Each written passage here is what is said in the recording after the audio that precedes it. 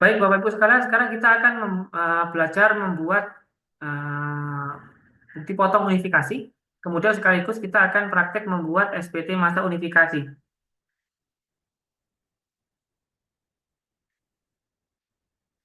Pertama kita klik ibu pot dulu ya, menu ibu pot. Kemudian ini ada beberapa drop down, ada beberapa menu ya.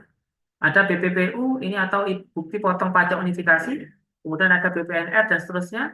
Ada juga bukti potong PP pasal 21 untuk pembayaran gaji bulanan.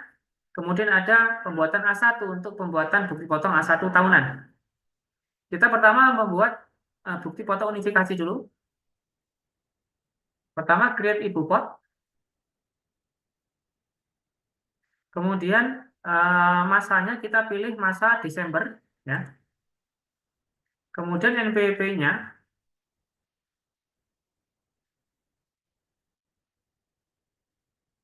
muncul ya. Kemudian klik aja ini ID place-nya. Kemudian fasilitasnya kita anggap tidak ada fasilitas. Kemudian nama objek pajaknya. Nah, ini yang perlu diperhatikan Bapak Ibu sekalian ya. Kita coba ketik ya.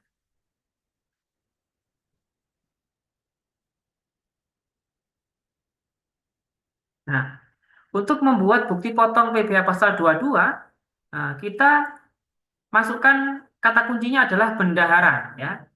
Saya ulangi, untuk membuat bukti potong PBH pasal 22, kata kunci yang harus kita ketik di nama pajaknya adalah bendahara ya. Nanti muncul ada 3 pilihan, kita pilih pemungutan oleh bendahara.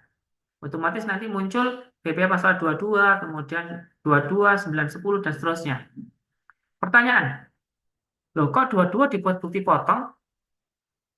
Betul, jadi Bapak Ibu sekalian beda dengan yang sebelumnya. Di sebelumnya itu kan pembayaran pajak untuk PBH pasal 22 itu dibayar atas nama rekanan penjual ya.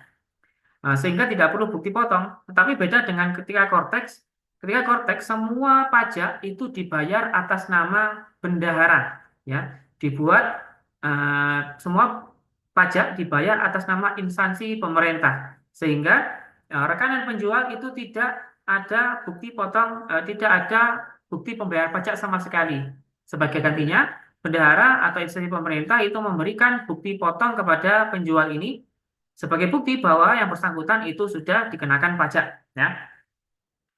Kemudian lanjut kita masukkan di sini DPP pembayaran pajaknya ya.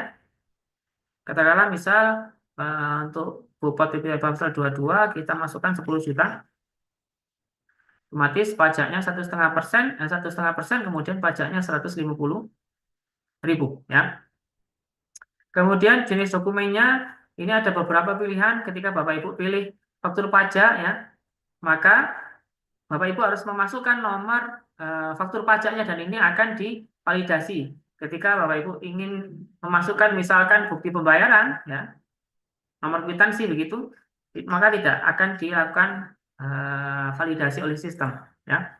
Kemudian tanggalnya karena tadi kita membuat masa Desember, kita pilih tanggal Desember. Kemudian ID place-nya kita pilih saja.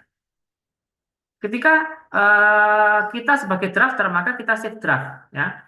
Ketika Bapak Ibu sekalian bisa juga tanda tangan dokumen bukti dokumen perpajakan, maka langsung klik submit ya. Seperti ini. Kita lanjutkan membuat bukti potong PBH pasal 23 ya. Sama seperti tadi, create ibu pot BPU. Kemudian masanya kita pilih Desember 2024. NPWP-nya kita masukkan saja ya. Kemudian ID place-nya, kemudian fasilitasnya tanpa fasilitas, nama objek pajaknya lah beda ya. Beda seperti PBH pasal 22 tadi kita harus memasukkan kata kunci bendahara ya. Tetapi untuk PBH pasal 23 kata kuncinya adalah APBN ya atau APBD gitu ya. Nah, seperti ini kita klik saja maka muncul PBH pasal 23 kode pajaknya adalah 24104 ya dan tidak final. Kita masukkan DPP-nya, katakanlah misalkan 10 juta juga, maka tarifnya 2% dan pajaknya adalah 200.000. Ya.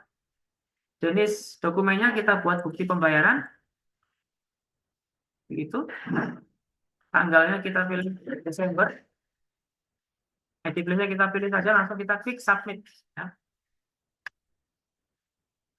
Setelah kita klik submit, yang selanjutnya adalah kita klik bukti potong yang sudah kita buat tadi, kemudian kita klik terbitkan. Maka muncul kode otorisasi JJP, kita masukkan passphrase yang sudah kita buat tadi.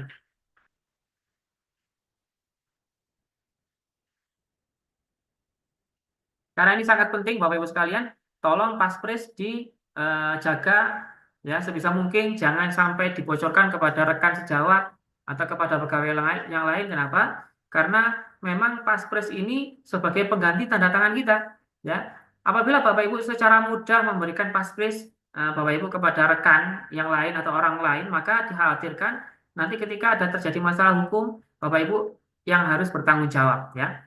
Apabila misalkan ada pegawai yang membutuhkan ingin membuat bukti potong pajak gitu ya dengan alasan tertentu, maka Bapak Ibu silakan membuat user ya dan diberi batas waktu seperti tadi sudah kami jelaskan di awal ya. Diberikan akses tapi aksesnya diberikan batas waktu ya. Kita langsung klik tanda tangan Bapak Ibu ya.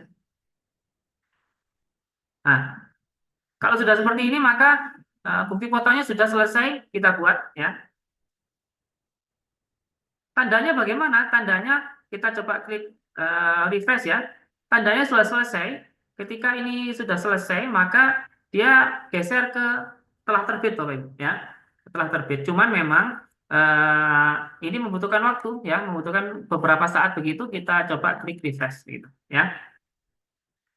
Kurang lebih seperti itu cara membuat bukti potong unifikasi untuk PPh pasal 22 dan PPh pasal 23.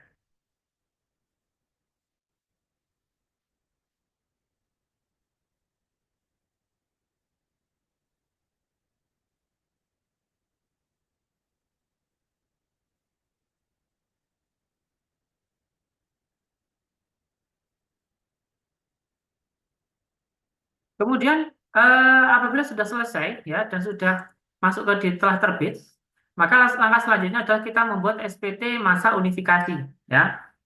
Kita klik SPT, kemudian SPT, buat konsep SPT, kita pilih PPh unifikasi, klik lanjut, kemudian kita pilih masa pajaknya ya. Kemudian lanjut, pilih normal, buat konsep SPT. Kemudian sama seperti SPT masa PPN, kita klik lihat ya. Kemudian ke bawah, klik centang ya. Kemudian bayar dan lapor. Kemudian muncul seperti ini, kita masukkan passphrase kita, simpan, tanda tangan.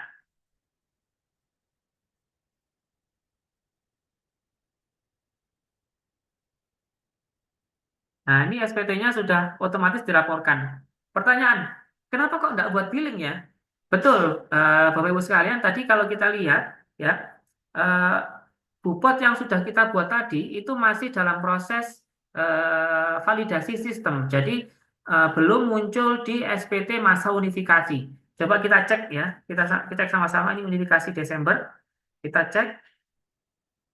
Nah, SPT-nya isinya nol. Kenapa? Karena memang bukti potong unifikasi yang sudah kita buat tadi itu masih dalam proses validasi. Jadi, terus bagaimana?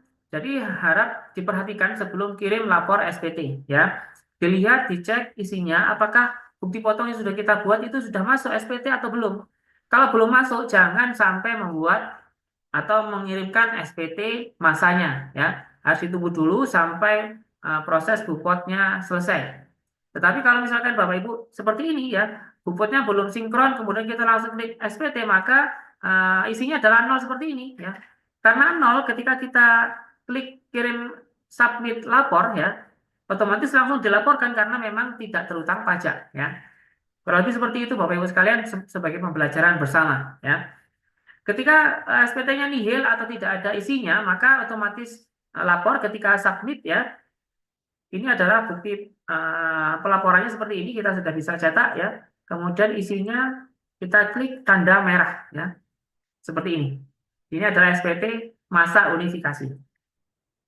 Demikian untuk praktek pembuatan SPT masa unifikasi, semoga dipahami ya. Terima kasih.